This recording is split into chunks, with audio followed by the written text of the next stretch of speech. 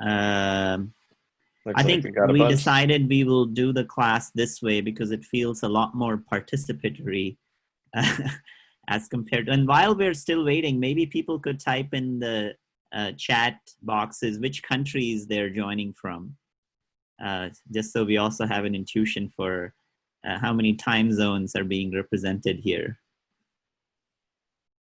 I'm seeing Scotland, India, USA, Germany, Norway. Wow, this is fast. Chile, Hawaii, USA, South Africa, Bangladesh, Ghana, Colombia, Mexico. Wow, Pakistan, this is amazing. Bangladesh again, lots of India. Everyone from India, I'm very amazed at your ability to stay awake. Argentina, very nice. So we'll just give a minute or so more for people to join in, but let me just begin informally again for some of you who were not able to join in the first class. This is BIOE 271, Frugal Science. It is a participatory experiment in creativity capacity for all of us to see, can we truly engage on problem solving across borders? It is a challenge. This is not something that either we or anybody else has done before, especially in a class format like this. So we are all new to this. So please bear with us the technical glitches that we will all have to handle and deal with. I think we're going to begin by I see a few mentors who are present today but could not join the first class. I saw Zach for a second. We should just do very rapid introductions for a few other mentors that are engaged. So Zach, Tyler, could you unmute Zach for a second? And Zach, you could raise your hand, that way you'll rise to the top, and just do a brief 2-line intro. All right, I've asked him to unmute. Hey, how's it going? Hey, Zach. Hey, everybody. Hey, so I'm Zach Roffeltz. I'm a cardboard aficionado. I met Manu recently. We were talking about cardboard telescopes and how we might collaborate. I run a cardboard furniture company called Kirigami, and I love making with paper, engineering with cardboard, making things with everyday materials. And I'd love to help you guys do that too. So I'm super excited to work with you guys. Yeah, thanks for joining, Zach. And it's very relevant in what the topic that we'll discuss today. So I think, yeah, it's 12:32. We'll officially get started. Any other mentors who are on the line and did not get a chance to introduce themselves the first day? Going once, going twice. Okay, we'll just get started. So first of all, we're going to cover a quick bit of logistics. This class feels overwhelming because there are so many of us, but as you can already see, we had 300 people join the first day. Now we have 200 people. My intuition is all of you that are passionate about taking this class synchronously and engaging in all aspects, that'll form a core group. But it's very important that this core group represents the kinds of diversity across the world. So we will talk quite a lot about team building early on quickly. And in that framework, it would become very valuable to ensure that many times when you're thinking about what does it mean to form a team, you are pairing up with the kind of talent and diversity of talent that's available in this class. So we're going to spend a few more minutes to just discuss how we will structure ideas and teams. And before I do that, I see a superstar mentor, Nicole Starr. Nicole, did you introduce yourself last time? And if not, Nicole, could you please introduce yourself? Oh, hi. Yes, no, I wasn't here last time. Thanks for forming this course and for having me. I'm super excited about the concept, and it looks like already from the chatter on the Discord that there's some real geniuses and brilliant minds involved. So I'm Nicole. I'm a physician from the US. I'm living in San Francisco, And I've done a lot of work in the global surgery and surgical safety improvement space, mostly in Ethiopia. Also done a bit of work in Liberia and Brazil. So happy to be a resource in terms of clinical implementation, QI, and all things related to surgical safety. Super happy to be a part. Thanks, Nicole. And, you know, for many clinicians and physicians, this is a very tough time. So please be aware that many clinicians are handling a lot of things. Even the local clinicians that you will talk to in this class, if you end up working in health science, that you're aware of their time and all the commitments that they have on their time, especially because what's unfolding in the hospitals is quite dreadful. Okay, so I think we're going to jump into logistics first very briefly. I'm going to share my screen. And the first place that I want to start with is Discord itself. So many of you have had the chance at this point to make a Discord account. And the first thing that you should look through here is there are certain sets of questions, official announcements, general chat, and we had opened up these tracks, which are very rough spaces of area. Discord will primarily be used as an informal way to get to know each other. It is extremely overwhelming when you see a constant stream of ideas. So we're going to propose or unveil the actual method we will use for forming teams, which we're calling an idea board that I'll share in a second. But please do use Discord to get to know each other. This is the unofficial brainstorming / sparks that have to fly before you formalize your ideas. One very important aspect of why we chose Discord is these project voice channels. Whenever I get time, whenever mentors get time, we just hang out in these channels and anybody can talk to anybody at that time. There are, of course, certain rules of respect and listening to others that you have to follow. If you don't follow those rules, we won't have the choice, but we will have to kick you out. But on the other hand, if you do follow the rules of respect and caring to listen to everybody else, this is a phenomenal place for you to start to get to know each other. You can all schedule informally a time to hang out here. We can create more rooms for you, for example. We can create certain categories.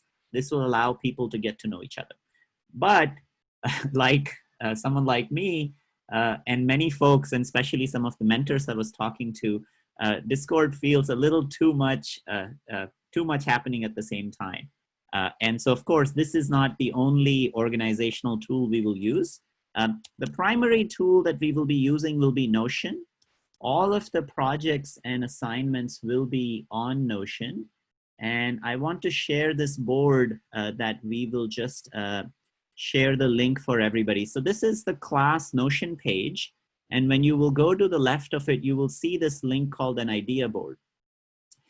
The idea board is essentially a placeholder for different categories. So you can see there are these different categories. There's global health, environmental monitoring, disease surveillance, science education, ocean solutions, frugal biotech, ecology and biodiversity. And several of these have been proposed by students in the class itself. If you would like us to add more categories, we can do that. The purpose of this is to ask a question. So rather than thinking about solutions first, you have to just ask a question. So I created and populated a few of these, and then a few mentors today morning populated a few. But now this will be available to everybody. As long as we follow certain rules, we will populate this idea board as kind of our buffet of problems that we can think about. So, you know, I just created something last night. I just called it, where do plastic masks end up? What I meant was surgical masks. And I was at that time thinking about literally millions and millions of these surgical masks are being discarded because they're single time use only. Where do they go? Even before solving any problem, I don't even know where they go. And so I just wrote down this question, where do masks go? And the purpose of this would end up being somewhere along the side of all of you thinking about, you know, how big is this a problem?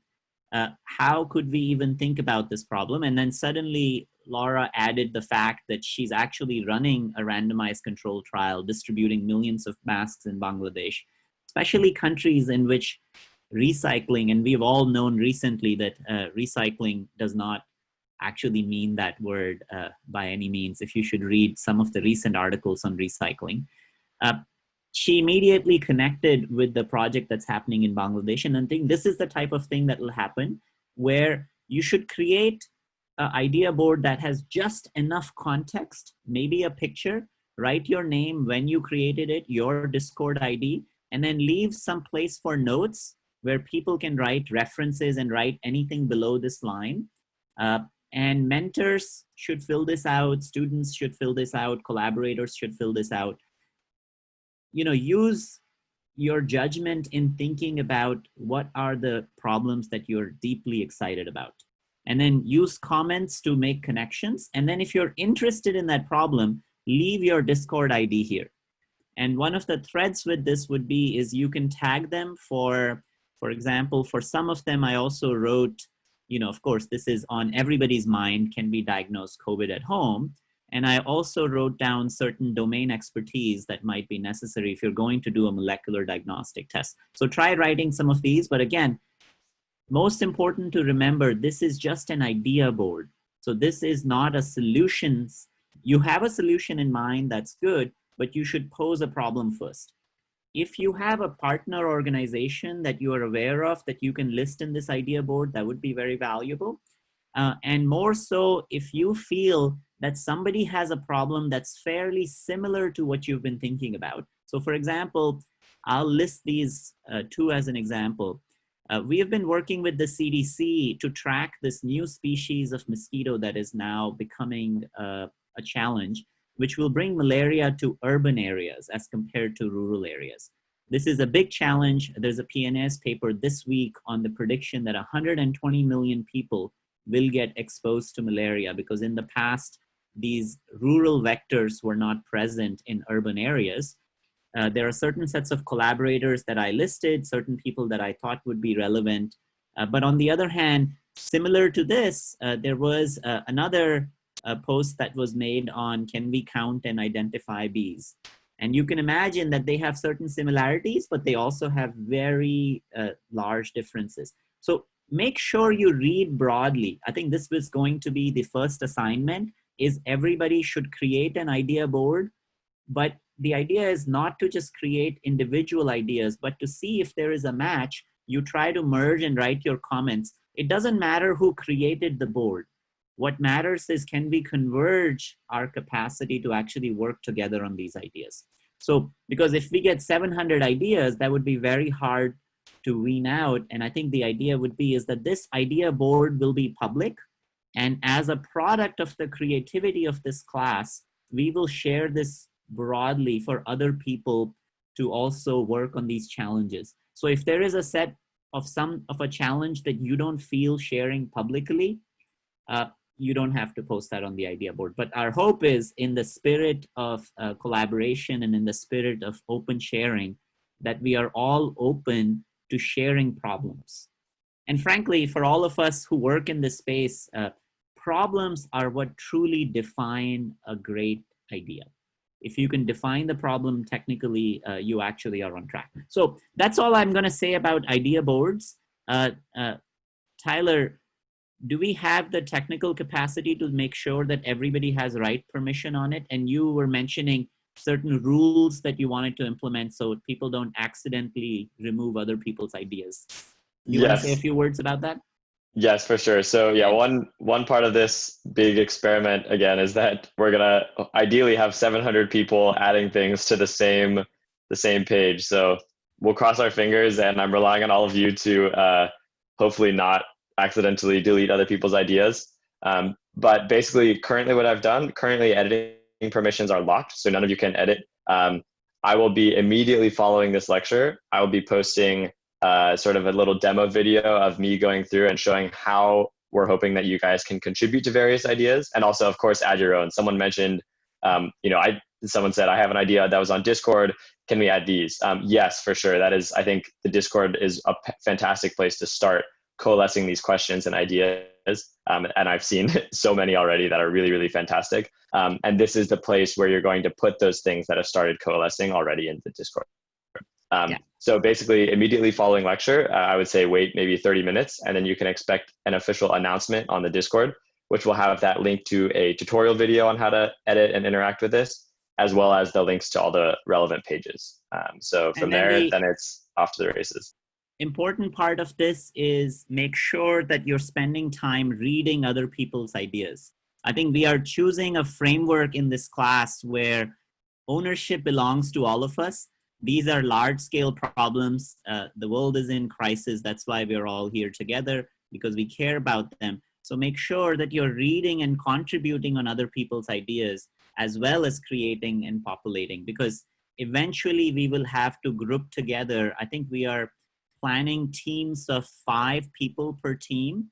And so effectively, if there are 250 or so people engaged, or maybe 300 people, that's the number of ideas that we'll get a chance to work with.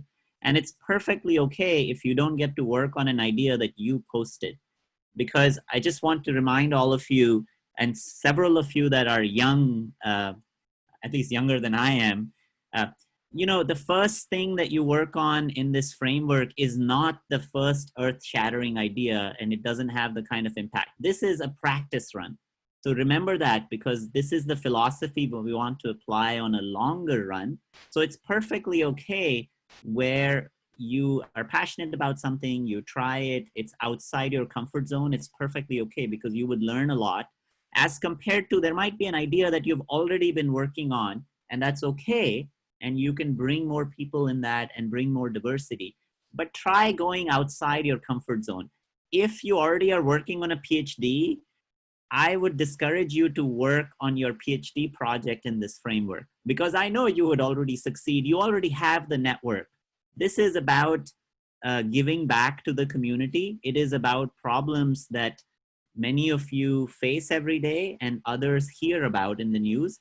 So feel open to get outside your comfort zone, and you will be amazed how your technical skills actually apply to them. So this link, Tyler, if you could just post this link of the current one as well somewhere, so that people can see this, or at least make that live. You know, take your time, you can start looking at that page. Yes, so everyone can take a look at the idea board already. It's already linked to the Frugal Science page, but it's going to be editable when I send the final announcement, which will be hopefully very clear on what to do. Okay, so second part of the logistics, and then I want to dive into the lecture today, which is the roster. So you all heard from the amazing mentors. We have created this page here, which has all the mentors, their keyword areas, their interest, and eventually they'll have a Discord ID and another way to contact them as well. So we'll add certain contact information here. I think ideally we'll start with Discord and then other ways, but you should read through this so you have a chance. You can find all of these people online. We have folks from the NIH represented. We have, you know, engineers, biologists, you all heard the breadth designers. But then what's missing right now is the roster page for all of you. And so right now this only has one entry. And after this class, we would like all of you to create an entry here, which has your Discord ID, your interest, and your affiliation and your country and your time zones. And this will act as a second place for you to find partners. When you're looking for a certain project and you say, we are trying to create a COVID diagnostics, we're going to need a molecular biologist. I can just go search in this and reach out to this individual to say, hey, we're trying to put a team together. We are 4 people, but we are missing this key skill set. So we'll do this after the class. Okay, so after all of this logistics, I want to jump into the first lecture. And using this, I want to also share how we will be running these lectures and what the goals of these lectures are. As I had mentioned, we are running 5 case studies. So this is the opening of case study 1. And one of the frameworks for this is going to be paper. And I'll just briefly describe why we're choosing this, but using this example, I just want to mention how we will run this class. Every week for a case study, there will be 2 lectures. One of them will really ask you to be curious about a material or an area. without any thought to whether that's useful or not. And this might sound very counterintuitive because you are thinking this is a class, I joined this class to solve problems. And I just want to reassure to you that the way you solve problems is you become curious about the world and you file in your head capacity and capabilities of very common materials or things that you take for granted. And then there is a hash function in your head that you match these capabilities and capacities to given problems. So I don't know what's the right way to call it, left brain, right brain. Keep one half of your brain focused on basic science. We're going to dive into physics of paper today. It's a fascinating world without any care about whether what we are about to learn is useful or not. And then we will flip it in the next lecture on this. We will only talk about how these fundamental properties of these materials actually enable function. And we will do this over and over again for several case studies. The other goal of the case study is to establish that frugal science has actually made an impact in the world, that taking this cost-based approach actually allows you to deploy. So we will do a little bit of that in lecture 2 of every case study. So with that, I want to get started. And we are going to essentially begin with this notion of art and science. I already alluded to this. Of course, paper is an incredible material. And I want you to do as a first thing, which would be, is all of you, if you need to walk out of your table space where you're sitting, find any number of types of paper that you have lying around your table. So I just want you to have some kinds of paper. You can take a minute or so, but I want you to just appreciate that, you know, the word paper is quite misleading. I have a coffee filter here, and that's very different from, for example, these Clorox wet wipes I've been using. They look and feel the same, but we will talk about this very briefly. So I want you to feel paper. So you need to have 3 or 4 different kinds of paper. And trust me, this is going to be fun. So let me know if some of you have paper that you're holding in your hand. And in the meantime, I'm going to prepare a quick demo for you all. So find an A4 sheet of paper, for example, and I want you to have a square sheet, any kind of paper. And actually it'd be fun if you have an unusual type of paper, you can wave that around, because I'm quite curious, you know, especially we have so many countries represented, even the word paper might mean many different things for many people.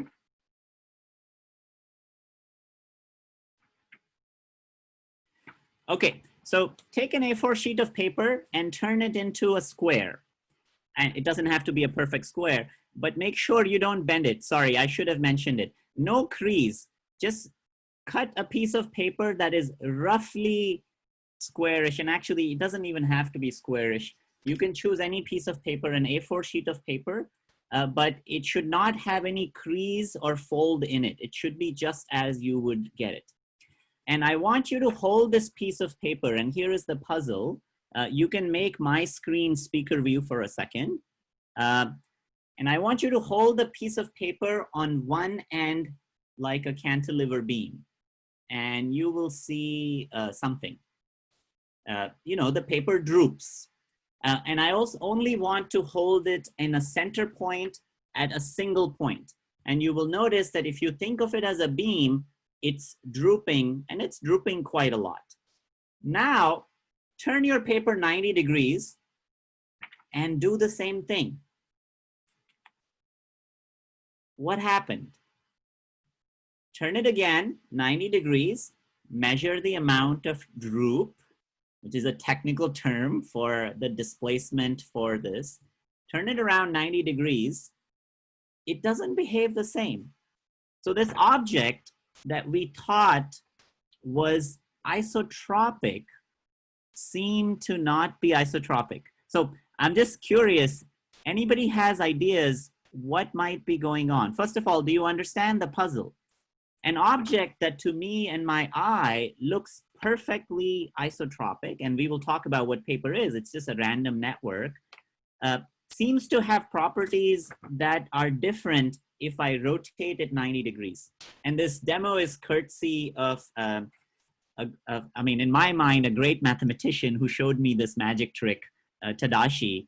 So you should definitely check out 1 million of his videos that are online and watch forever. So I hear some ideas, mass distribution, and somebody mentioned strain, fibers. So a couple people are mentioning fibers. Gravity, I mean, the gravity is constant when you rotate, so that should not matter. Uneven pressure distribution, that should also not matter because I just rotated it. I think a lot of people are mentioning fibers.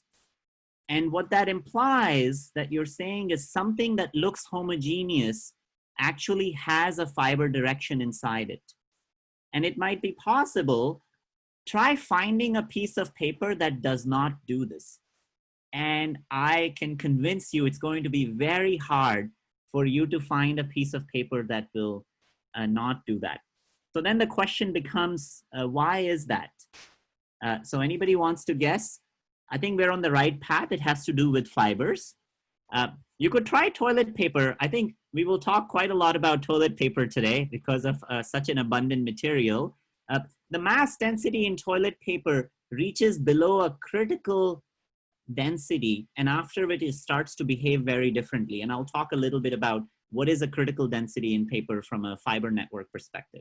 But an important lesson to learn here is the manufacturing process of paper. So let's just dive in very briefly in this, is creating a scenario of orientation axis. So this was just a simple surprise. Now you would find that if you really look at any object or a material or a piece of paper, there are hundreds of surprises that are hidden in here.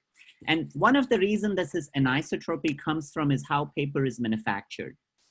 Because of high-speed manufacturing of how this paper flows through, so if you ever were to look at what these mills look like, there is an axis that is preferential in which the fibers are aligned as compared to another axis in which that alignment is different. And that gives rise to overall average properties of paper that are different.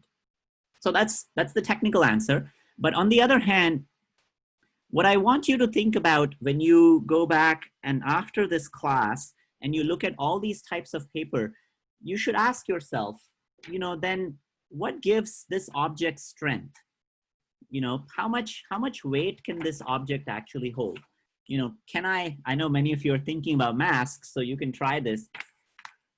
You know, can I breathe through paper?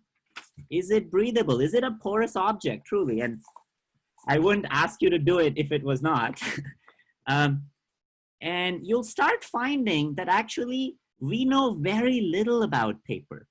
And I'm going to post some challenges for some of you who are mathematically inclined to try solving these challenges. So first of all, if any of you have a microscope, go look at a piece of paper and you will find very quickly, this is just a post from a Foldscope, that it's built out of essentially fibrous materials. You can have many different kinds of materials, but what is common is what we call a random network. And the physics of random networks is an incredible space because it matches certain microscopic properties of these fibers statistically are giving rise to average properties, which is quite challenging if you think about in terms of mathematically. And an open question that I'll propose right now is we do not have laws of physics defined to write down an equation that tells you strength of paper, which should to you, I mean, for the last, I don't know how many centuries, we do not as yet have an equation that can tell me, given a certain sets of properties, what would be the tensile strength of a given piece of paper. And I'll walk through it a little bit of how to think about the mechanics of paper, but I just want to propose this to you that many of these ideas actually remain as open challenges. So let's dive into a demo number 2 which I'm going to ask you to do at a later point after the class is over, but I'm going to show you how to do this demo. And take the same piece of paper and cut it into a thinner strip. And I will tell you the answer for this, but then I'm not going to tell you why that happens. And when I first found out about this, my head blew off. I really mean it.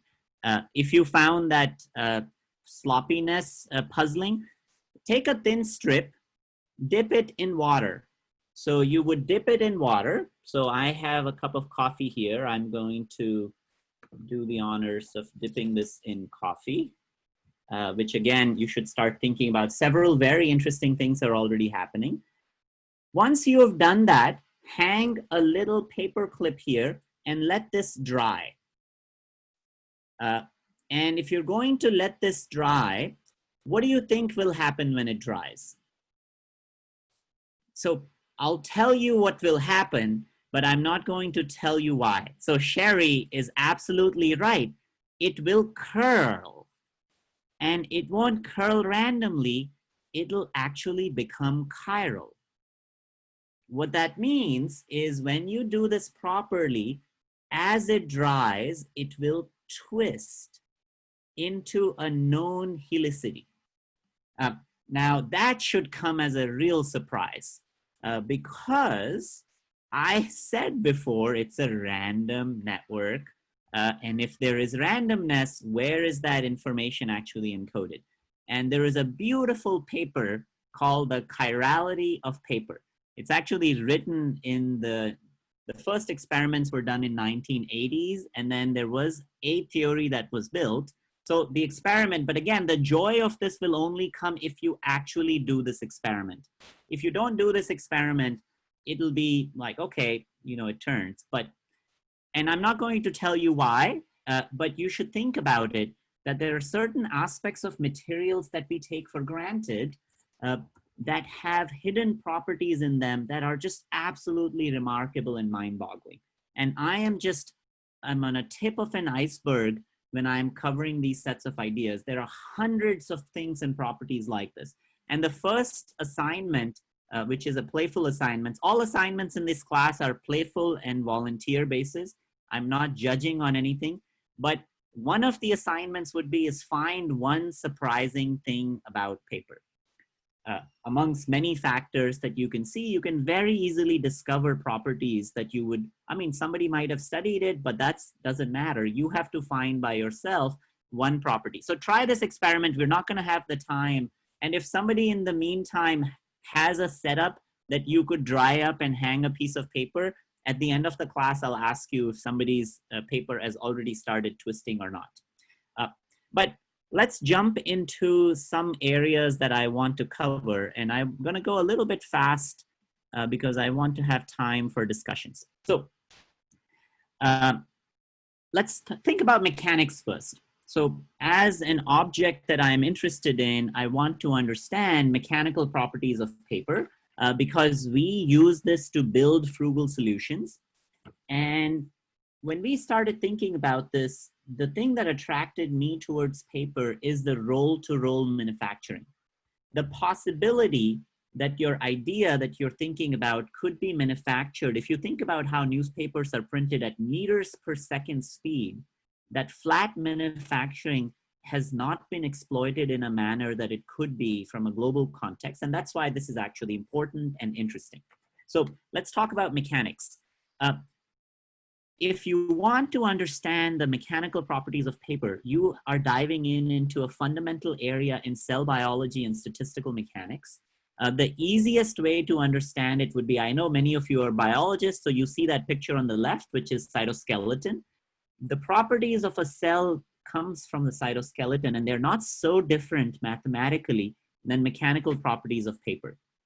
And then if some of you are really intrigued by it, you could cook some pasta tonight and see what a bowl of pasta would have certain mechanical properties. And I'm just curious in the chat if any of you want to write what kinds of things you should care about. you know, what parameters would change the properties of your dried up pasta, for example, in its mechanical context? The obvious one is the thickness of the pasta, the length of the pasta, and maybe how you cooked it such that it got entangled. Entangled could be thought of as the number of contact points that this fiber makes. And I know some of you might be eating noodles right now, so you could literally do this experiment in how large a chunk of spaghetti or noodles can you pick up without all of them falling apart. So the fascinating thing here comes from the fact that we don't understand this material. So we're going to do another experiment. Whatever paper you have now, just tear it. So you're going to, of course, hear a beautiful sound. And I'm just going to tear it again. And take a look at the edge of this paper. When you look at it very carefully, and if you were to look at it under a microscope, you would find that it's a fractal material. And some of the strength of the paper actually comes from this fractal material. Simplest way of thinking about this, when cracks propagate, they look for paths of least resistance, and paper has very few paths of least resistance because of this entanglement. And so what you're seeing on the left here is this fractal nature of this edge, implying the strain that is required to tear paper is not focused just on the crack, but it embeds itself further deep in paper. And because of this, there is fracture strength that's associated with paper. And again, you can imagine as you were to change the fundamental properties of paper, you could truly change the mechanics of what paper can really do. And I love this line in this paper, The Strength and Fracture of Paper. In spite of 40 years of research, it is still unclear, I have to move my screen, how the mechanical properties of paper, particularly its strength, depend on the disordered geometry of fibrous network. A mathematical framework to predict the strength of paper is still missing. And the reason I want to highlight this to all of you is some of you who are mathematically inclined should look into this theory and see what are the fundamental limits of what we can make out of materials like this.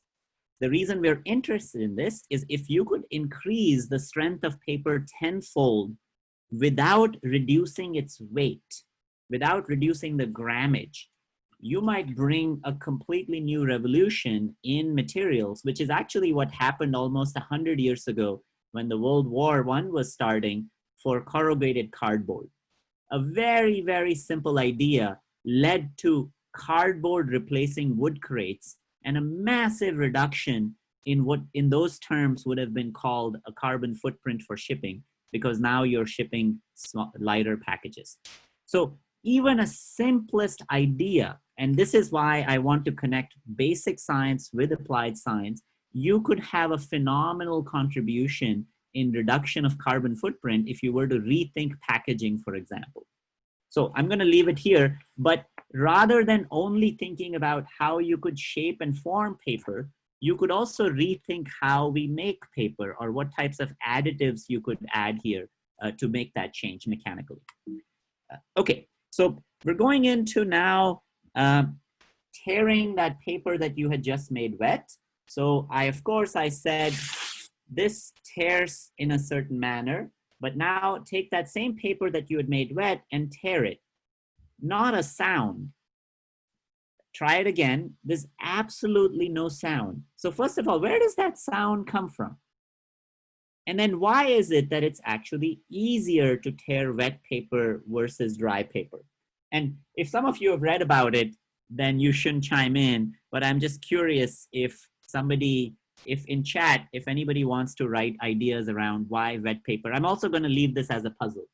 But then a bonus puzzle is this, which is same wet paper. My Kleenex wipes, the Clorox wipes, these are wet wipes. Try tearing them, and it's not so easy. So how come the paper that you just made wet tears pretty easily, while the same wet paper that I had first thought is just dipped in a wet material does not tear? It takes a lot of force to tear this wet paper. Anybody wants to, just on the chat, if you have certain ideas, keep typing. I'm going to keep moving, but this is another puzzle. And unfortunately, let me just pose this. This should be on our idea board. The reason wet wipes don't tear is exactly the same reason they don't degrade well.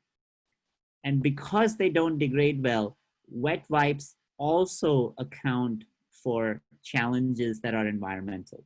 So although we have all been very excited about using wet wipes for all kinds of decontamination purposes, a cloth, for that matter, has a far better environmental context. And there is something very special about this that allows us to not tear it, but makes it a terrible material to be thrown in a recycling context. So I'm going to leave that puzzle. And if somebody is interested, you should create an idea board on this.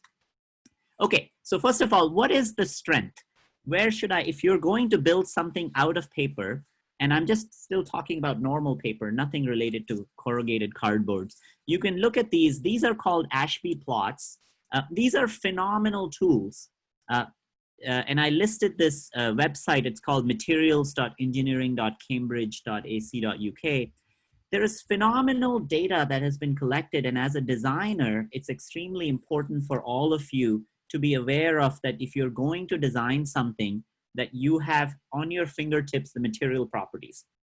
And you can compare, for example, I don't have a mouse here, but you can find paper from a Young's modulus perspective is roughly close to balsa, actually.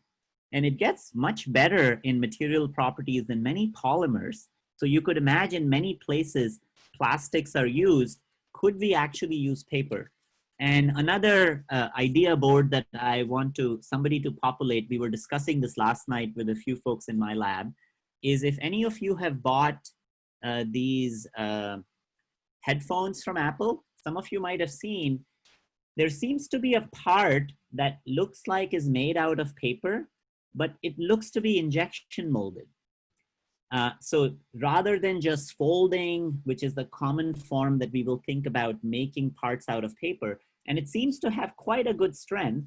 And frankly, there should be hundreds and hundreds of applications in which plastic could be replaced if we could take care of, say, the moisture impact, for example.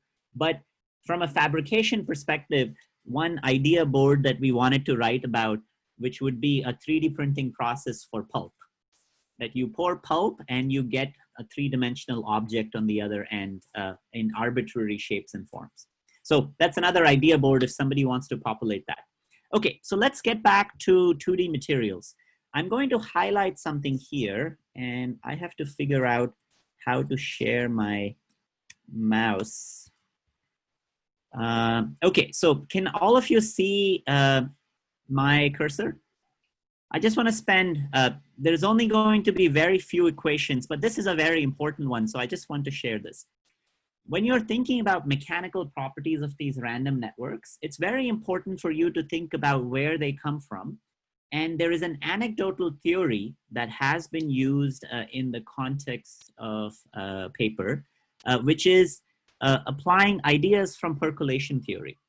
That there is a certain critical density of paper, and this is why the properties of a filter coffee and a paper, there is a dramatic change in what happens when you increase density of this material. So if you are ever going to design with paper, the most important parameter for you to look for is grammage. Grammage defines the mass density in a given area of a piece of paper. And what's happening is you're changing this parameter P while there is a percolation. The simplest way of thinking about percolation is there is a moment of time in this network that the connectivity reaches a critical point that if you were to find, for example, a path from one side to the other, it is a fully connected graph. And again, I think this is something for people who are interested in the mathematics of paper could go look into. That creates a non-linearity. And suddenly it gives you an idea, could I make a piece of paper that plays with this non-linearity and makes a tunable paper that if something happens, its mechanical property dramatically shifts. And one easy way that this happens is, of course, when you make paper wet, it fundamentally changes the property of this percolation network. And you go from one side where there is no slippage to a size where there is slippage. And hence you would see dramatic change in mechanical properties of paper. The other aspect of this is for low density. At very high density, when you are above this, the elastic modulus actually scales linearly with density, which is also a very interesting thing that you could think about, that simple processes that could increase this density would allow you to keep increasing the strength. And then lies a fundamental question: what is the strongest paper we can make? And I'm just curious, I'm gonna take a second to do a poll. How strong do you think paper can actually be? Just, you can on chat type some material that you reference. What is the fundamental limit of a material like this? And this is just, I just want to kind of invoke, so wood is a great example, because already we have measured in that plot that I showed you that it can actually be as strong as wood. So Sonali just mentioned iron, and you're actually absolutely right. There is a paper a couple years ago that demonstrates a process for making paper that matches the tensile strength of cast iron. So not close to steel, but cast iron, which just absolutely is amazing. I mean, in terms of just thinking about what a phenomenal material.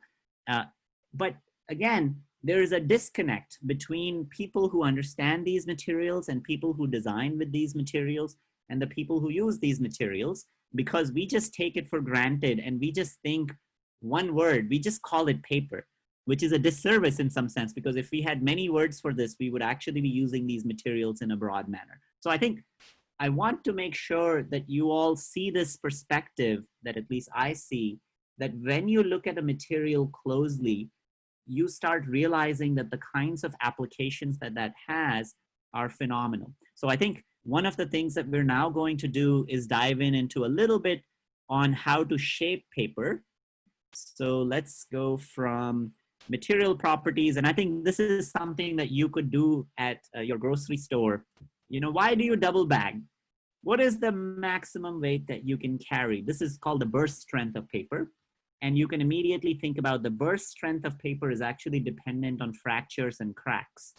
And if you could reduce that, you would still be able to make a material that is strong, because, you know, the reason the paper tears is because of the crack propagation.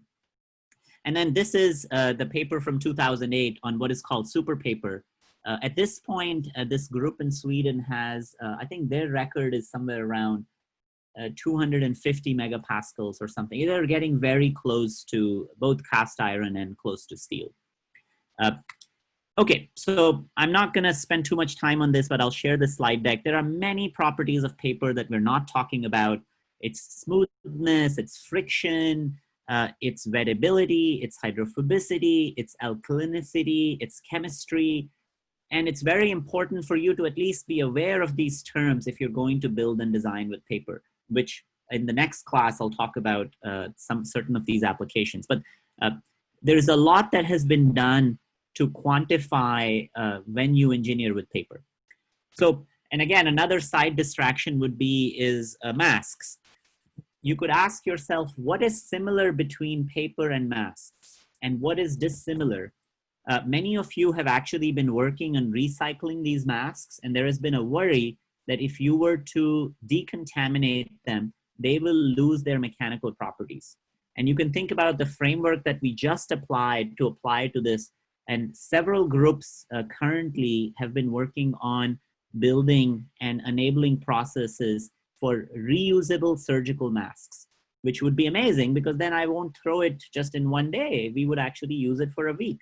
That is cutting the entire garbage of all of these disposable masks 7 times. If you can go from a mask that's only used 1 day to a mask that's used 7 days, and you would have to prove that it has the efficacy of a mask, but would be phenomenal contribution in a time of a crisis. So instead of 7 million masks for Laura to deploy, she would just have to deploy 1 million. Huge difference. So this would be another idea board that we should create and think about what is common between masks and paper as well.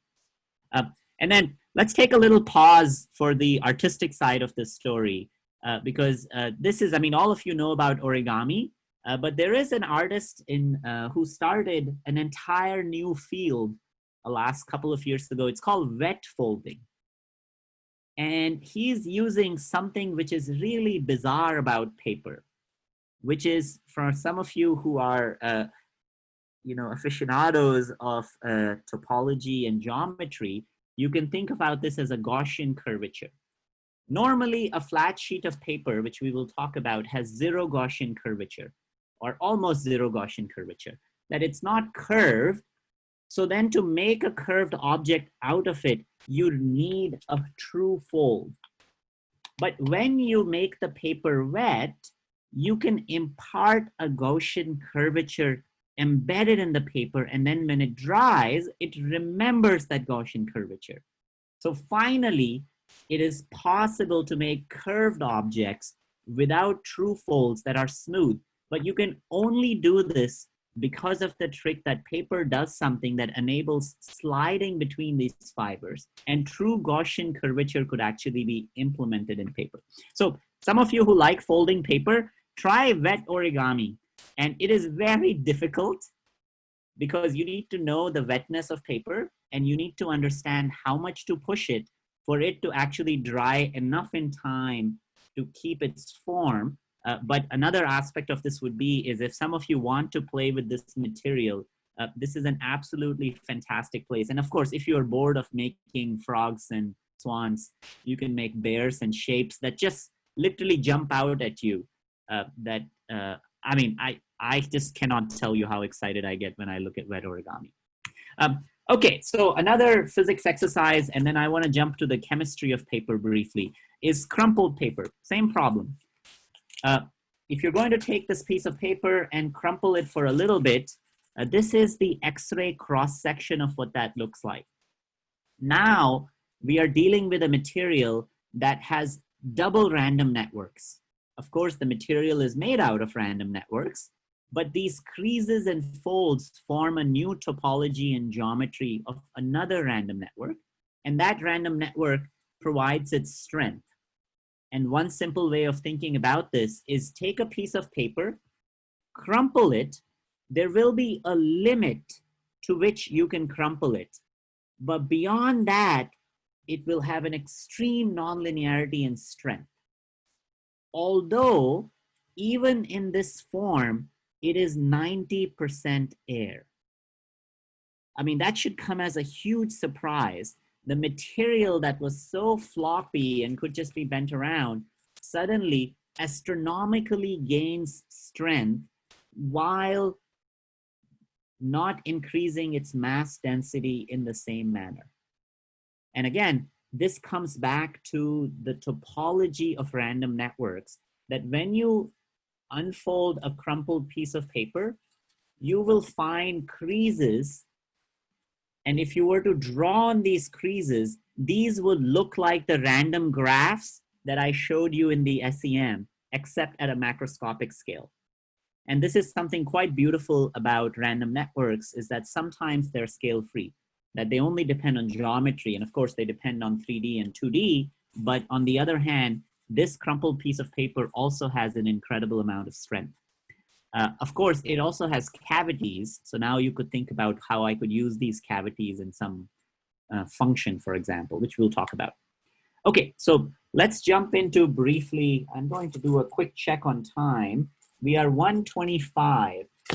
Do people want to take a 1 minute break? I'm just curious if people had any questions before we jump into a little bit on the folding side. I know I'm just going fast because there's a million things like this that we could talk about, but this is just to whet your appetite, that don't take anything for granted. That's the lesson number one. So I'm just curious if anybody has certain sets of questions that they want to bring up. Just raise your hand. We will take 2 or 3 minutes to sort of take any questions.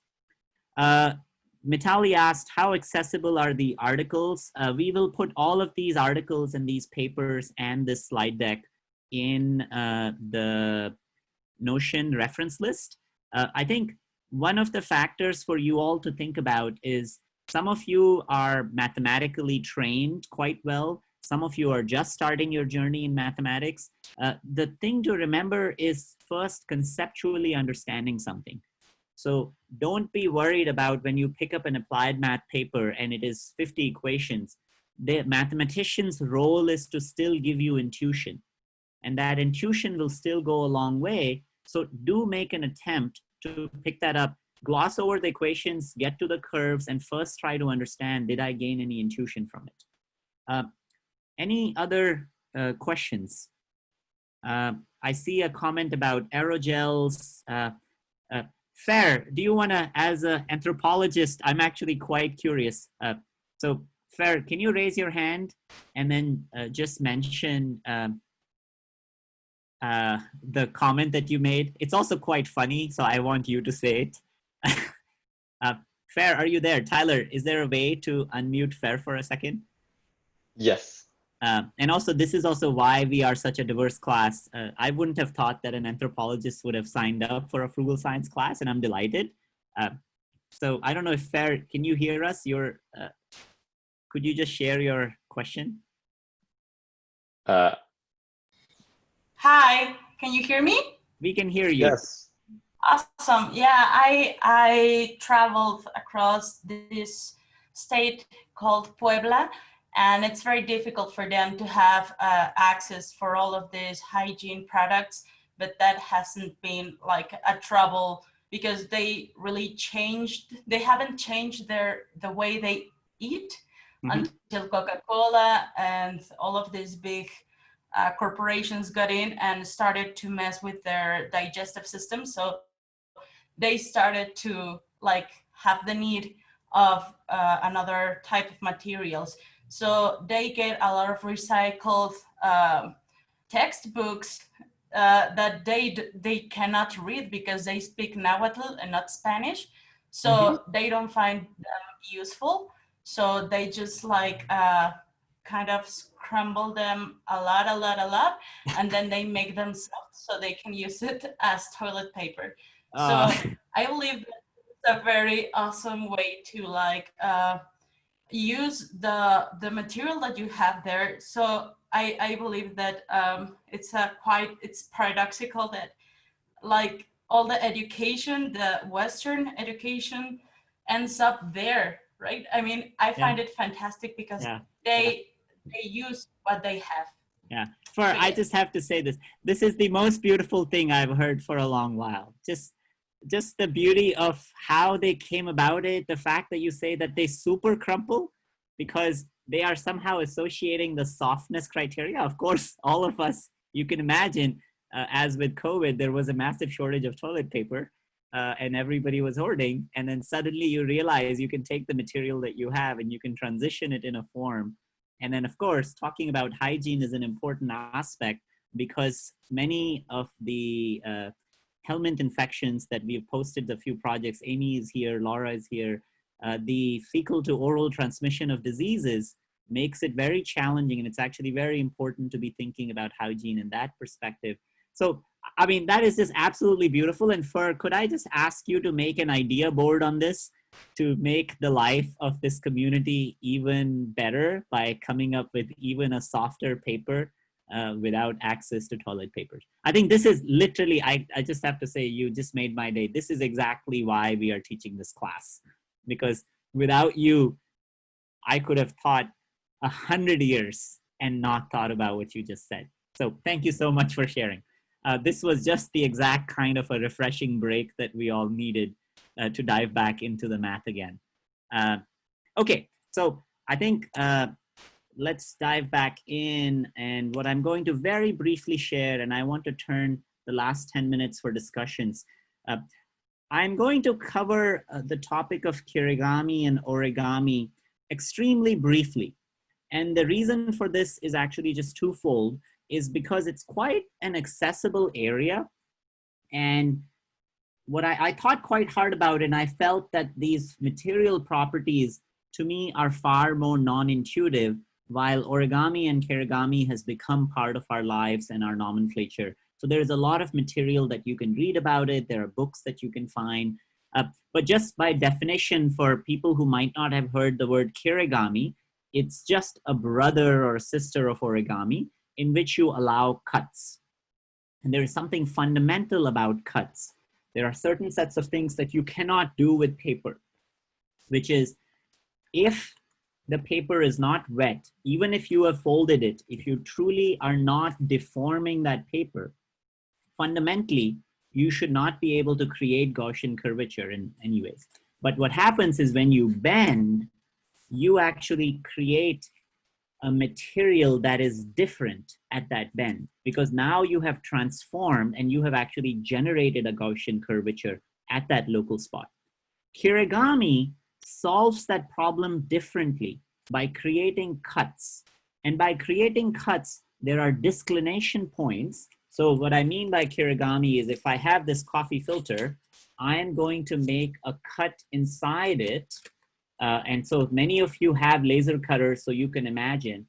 And by making this cut, I can create, this is what I mean by a disclination point right at the tip here. I can create a new kind of curvature at that point, which is not dependent on the same manner that you introduce Gaussian curvatures in origami. So it introduces new degrees of freedom and hence is much harder to design sometimes, but is actually very powerful. And I mean, of course, in the next lecture, we'll talk quite a lot about foldscope. Foldscope would not have been possible without the art of kirigami, because we played with certain tricks that allows us to do optical alignment. And that's really where the art of kirigami comes from. So a quick quiz. How many times can you fold a sheet of paper? So take any sheet of paper that you have lying around and just quickly fold it. And I'm just going to do it rapidly. And I'm just curious who gets to the highest number. So this is a little bit of a race. I'll count 1, 2, 3, 4, 5, and 6. And now I can't do it. I'm just curious if anybody can get to 7. Anybody? If you got to 7, can you pop? Okay, Tyler got to 7. Anybody else? Can you go above 7? Okay. So why is that? And so first of all, there is a world record that is for the number of times you can fold a piece of paper. That number is 13. And that was done on toilet paper, which was a massively long toilet paper. So, you know, of course, the properties of paper matter, but it's a very simple reason why you can't fold it. Because every fold, there is an exponential increase in thickness. And one simple calculation that you can do is if you fold a piece of paper, which is say 100 micron, 200 micron, 40 to 50 times, it'll be the distance, the thickness of it will be from here to the moon, which doesn't make sense. I mean, this is how exponentials work, but there's not even enough material, but you can imagine the atoms would all stack up together. And at some point in time, I mean, what I just said is unphysical but on the other hand, that's what the exponential tells you, because every time you have doubling in thickness, because every time if you look, so to provide strength, you can actually use this, and this provides exponential strength. But it also has caveats, because if you do it this way, there is slip, there are all kinds of other things. So I see Catalina has 8. Okay, Kevin, you got to 12. Okay, now to believe you, Kevin, you have to post a picture on Discord.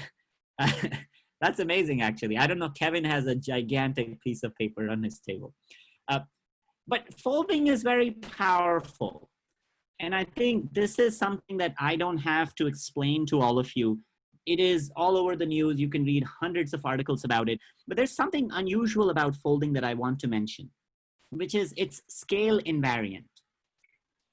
In mathematics, we use this term scale invariant primarily that you can design at one scale and deploy at another scale. because geometry sometimes is scale invariant. Of course, the material properties change when you go from big to small, but geometry is the same. And because many of these ideas come from geometry, you can design a certain architecture or a certain material properties by folding at a macroscopic scale, which would be the size of the table.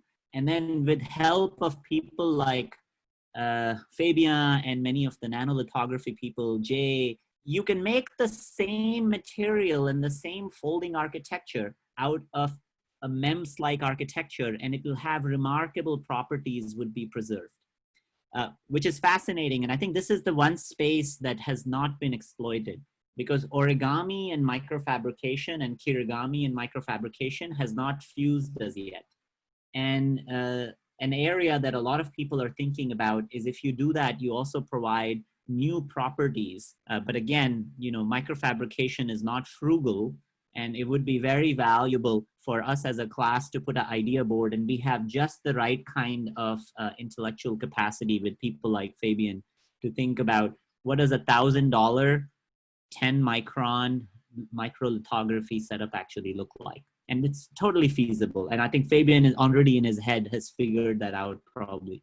But it would be very valuable if somebody is interested in opening up that as a space, because everybody talks about 3D printing and many other things. We have 1,000 different ways of manufacturing, which we have not democratized. So Fabian, this is a challenge for you in another idea board around low-cost microfabrication. So origami, coming back to it, there's a lot written about it. I'm not going to talk. If some of you are experts in origami and you would like to teach it to a class, just go on Teach Me Anything on Discord and just post something, and you can just arrange a time and just go ahead and run a class around it. And I would love to participate, and we could just do this informally. There are lots of tricks that come in Kirigami that are a little bit tricky. There's a lot of softwares that are available. If some of you are programmers, there is phenomenal softwares that are built around. You could also look at a few lectures by Eric Denane. I'll link them here. That's why I don't want to spend any time, because Eric has done a phenomenal job really talking about this subject in far greater detail than I would give it time. But I want to mention something, which is you can strengthen a piece of paper by another trick in Kirigami. And this is actually a paper from February 2020. So if you think we've figured everything out, the answer is no. With a very simple trick, this is Randy Kamen's lab at UPenn in physics department there. He's been working on Kirigami for many years. And they invented a really puzzling Kirigami fold that strengthens that piece of paper 14,000 times its weight. 14,000 times. All it is very, very simple cuts and folds. And the beauty of it is you are seeing this textbook piled up on a tiny, if you look at the bottom of this page where I have drawn this red circle here, is this folded pattern. It's cut and it's twisted, and I'll show you how it's twisted. And it twists and locks in a manner that it creates a type of a random network, again, the type of network we were talking about, that essentially without zero glue, without any rivets or anything, it is holding that massive amount of weight. And it's very different from the ideas that we have exploited in corrugation. Corrugation in cardboard has a weak point because corrugation is a single wavelength structure and there is a single path. You can take a cardboard and the easiest axis to bend it is along this one axis. What Kirigami and what Randall has done is shown that there is a different way of thinking about corrugation that arrives naturally that strengthens the material in all axes because of the factor that when you look at this pattern, you should see in your head. So the simplest way to do this, this is a PRL paper that just came out. I'll post the paper. It'll take you probably a couple of hours to build it, but for people who are actually passionate about this, try building it. And you will realize the design space that many of these ideas open.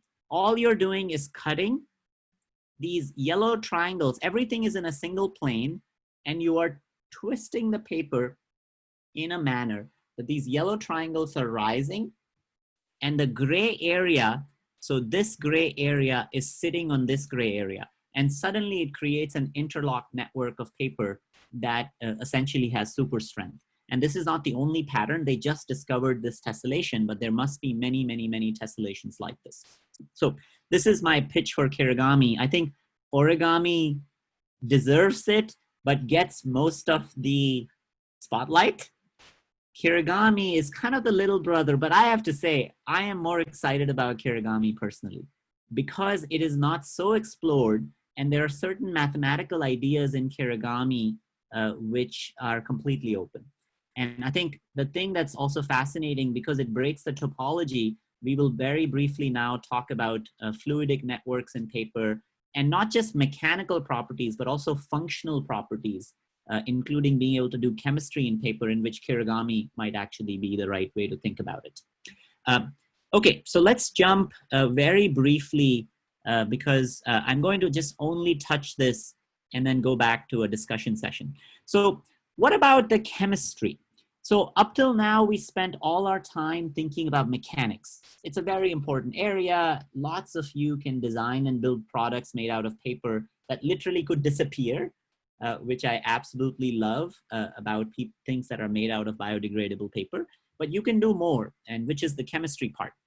So first aspect of this is when you think about paper and when you drop a cup of coffee, which I am going to do here, I will drop a drop of coffee on my coffee filter, and it's very hard to see. There is a stain, and the water suddenly traveled and rushed into this network. It's again a very hard problem of how fluids interact with random networks. But one of the things that have been, the reason we care about this is many of you know and care deeply about diagnostics. And there has been literally a revolution in the last 10 years. It started with groups, Whiteside's lab at Harvard, but paper has been actually used for 50 years before that for diagnostics applications. Pregnancy tests, they're all built out of these. But what they realized is by patterning hydrophobicity and hydrophilicity, you can make some fairly complex patterns and hence certain complex chemistry. And I think most of these papers are accessible, but I want to talk a little bit about just the physics behind it. So the physics behind it is very simple. If you paint, what you are doing is you are having a fluid media pass through a random network. And in physics term, it's called the Darcy's law.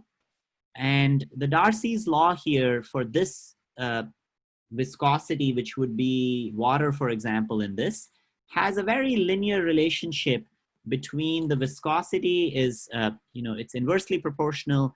K, you should think about a geometrical parameter that's quite complex that comes from porosity, permeability, the number of contact points, and then the kind of driving force. So whenever you do a pregnancy test, for example, there is a driving force, and this determines how far, when you think about these molecular tests, and if you wanted to do a test, or if you want to do chromatography for that matter, how far can a drop actually travel? When is the point that the driving force then is resisted by this fiber network that it won't actually travel? And the simplest way of thinking about this is this Darcy's law. And the name of the game is to figure out what is the permeability of a porous media, which is a fairly complex problem. But something really interesting happens when something travels through a porous media. And so for some of you who are biologists, this is the world of chromatography. This is not doing justice to this. This is Mikhail Tsev. He was a Russian botanist who demonstrated that you can, just using a simple piece of paper, you can separate chemicals. So all he did was he started with a solvent with certain molecules. Now we are talking about separating biomolecules using a simple piece of paper. When you think about chromatography, many instruments right now cost, hundreds of thousands of dollars. And of course, what they provide you is the resolution in separating biomolecules. But many of the ideas in lateral flow assays depend on chromatography. It's a very, very simple trick that you could do. Take a India ink. If any of you are fans of fountain pens, take that and put it on this porous sheet of paper. And you will see that the color as it spreads will be nonlinear. It will start showing patterns which are darker and brighter. That's because when these particles have different sizes and biomolecules have different sizes, they are interacting with this random network and slowing down. It's kind of like small molecules are traveling much faster because they're not interacting so often with this random media, while larger molecules are being slowed down. And if you do that long enough, you can actually do true molecular separation. I'm just leaving it out there because paper chromatography was the hottest thing in chemistry in the 1950s. And some of you who were alive at that time could attest to this, that there were hundreds and hundreds of applications built around paper chromatography. And then we got these really fancy columns, and we cared about resolution, and we really wanted to separate very subtle differences, and we completely have forgotten about paper chromatography. There is a phenomenal space in thinking about if you want to combine biochemistry applications with applications of detection to use paper chromatography, little bit of electronics combined with it to really think hard about what types of sensors we can build. And of course, the entire column is disposable. It is as trivial as you going to your backyard, finding some plants, grind them up, and you can isolate chlorophyll. I mean, how awesome is that, that you will isolate the actual organelle that runs this planet using a piece of paper and a little bit of an extract. And you will primarily be running Michael's experiment that he did in 1901, essentially. But on the other hand, if I was to just ask you without telling you this trick, hey, give me some pure chlorophyll, it's not a trivial task. You would think about many different things, but not paper. So I just want to leave it there. Chromatography is, in my mind, just an absolutely beautiful space that is underutilized from a chemistry perspective. And then coming back to the oldest analytical test. I don't know how many of you know this, but again, blows my mind. We take so much for granted. Till today, we make Litmus Test. I mean, Litmus Test has been around since forever. Litmus Test still today actually uses a chemical compound which is made by grinding up lichen. So lichen has the set of chemistry that we literally use. So the picture that you're looking at the right, you take fine lichen, you grind it, and you essentially get this chemical compound, which is a chromophore that changes color with pH. But from an invention perspective, I'm just baffled how Arnaldo came up with this idea of pH paper. I mean, we take it for granted, but if I was to think about it, you could think of many different things, but how the hell did he land up on lichen? And we are talking about 1300. That's as old as litmus paper is.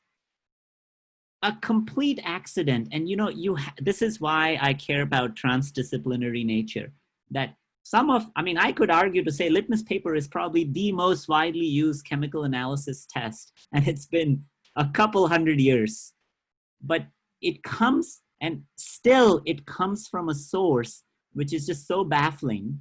And this is really why I truly believe in frugal science, because now, as Fern was talking about, if we came up with a test that is using a chemical compound from lichen, we have a self-replicating chemistry, we have a medium that is widely available, and suddenly you have a product that could actually be made anywhere.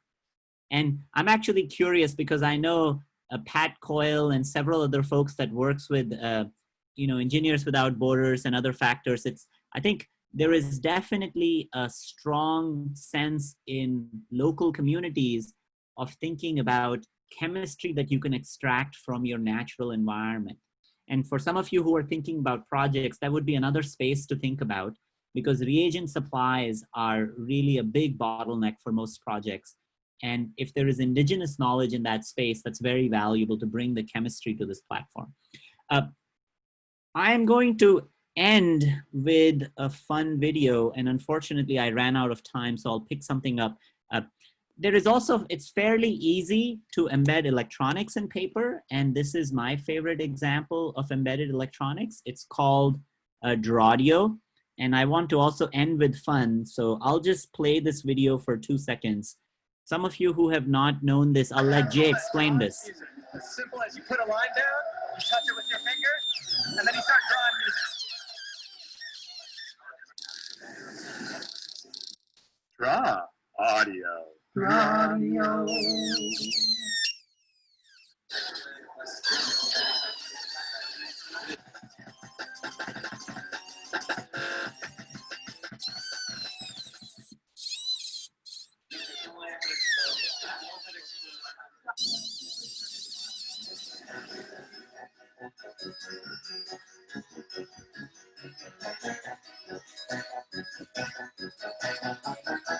Okay, I'll, you have to look what Drawdio is, but what you just saw is a phenomenal demonstration of what graphite can do. And then again, I'll leave this as a teaser for how this was working. This was literally electronics, embedded electronics on a piece of paper that was being exploited in a really playful way. But you could argue that there could be many applications because you can draw circuits on a piece of paper. How far could this idea go? Could I draw transistors on a piece of paper? Could I truly draw a circuit, not just schematically represented on a piece of paper, but truly draw functional electronics? And of course, the pencil is a great place to start. And of course, anybody who wants to make a Drawdio pencil, it's fairly trivial to make. And that was the video was from 2007. I am going to end here. And then maybe what we'll end up doing is just very briefly, if there are burning questions. I know I went fairly rapidly, but I wanted to open with just sharing the breadth of how I think, because frankly, one of the aspects of this class is if there was one thing that you want to take away from this class is don't take anything from granted. Really, these simplest objects are marvels of nature and ingenuity. And if we stop taking things for granted, we actually have a chance to build and design technologies that is completely different from how we've been traditionally designing technology. And all of this is in history of science itself. This is all embedded. I mean, literally thousands and thousands of people have engineered to give us products that we wipe our butt off. And it's very important to appreciate that, build upon it, and think about where you would want to take this. So it's 1:50. I'll stay for another 10 minutes. I want to be very cautious of time and end on time. 2 assignments for this class, all volunteer, no pressure to do it. One is do the chiral twist experiment and ask yourself, why does it twist? Okay, we have a twist right there. So why does that twist? Think hard about it. It really is a fundamental prop. Right there is another twist. And actually you will see right there is another twist that I can see. Try to find whether it's right-handed or left-handed. Try to find if you were to cut the paper in different angles. But the heart of this problem is, I said it was a random network. So how come an emergent property of chirality arise from something that was just randomly organized? It really is a puzzling question. The second assignment is find something unique about paper. Make something with paper. It doesn't have to be functional. It just can be so playful. Try to, many of the ideas that we shared, try to confirm in your own mind whether that is actually true. As I said, this is a do class. So this hour-and-a-half lecture is only the starting point. You could spend 10 hours now. Just immerse yourself in an object like this. And I think if you do make something, share it with Discord. And so I think for Tyler, for this lecture, just create lecture 2 as a channel. And then people can share whatever they did with paper. And I'm already seeing certain sets of structure starting to emerge. And one aspect of this would be is there won't be formal assignments. But if you find something new, we are trying to create a repository of knowledge. And that repository of knowledge, so we'll now create just a Notion page on the marvels of paper. I'll post this lecture, we'll post this video, we'll post this slide deck. And when you find something new in papers, just add to it. So we will collectively make this resource available to the world, which is the best way of, if we wanted to write a textbook on this, we all can collectively write something. So, and then the last bit, which is an important homework, is to think about, post something on the idea board, but most importantly, read and share and post your name on ideas you're excited about. But one of the rules that we will impose is you have to choose an idea.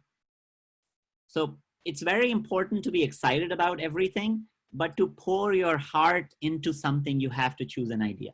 It's the hardest problem with innovators because you're excited about so many things. So you can dabble and help and engage, but there should be one project that you call, this is my official team. And Manu, when should people be choosing that team, or by when should they be choosing not right that now. final team? I think next week is something we will start finalizing. Right now it's too early. We will kind of look at the breadth of it. We will look at how many people start collecting around a few ideas. My intuition is we will form teams in a week or 2 weeks time when you all feel comfortable with each other, which is an important part of this class.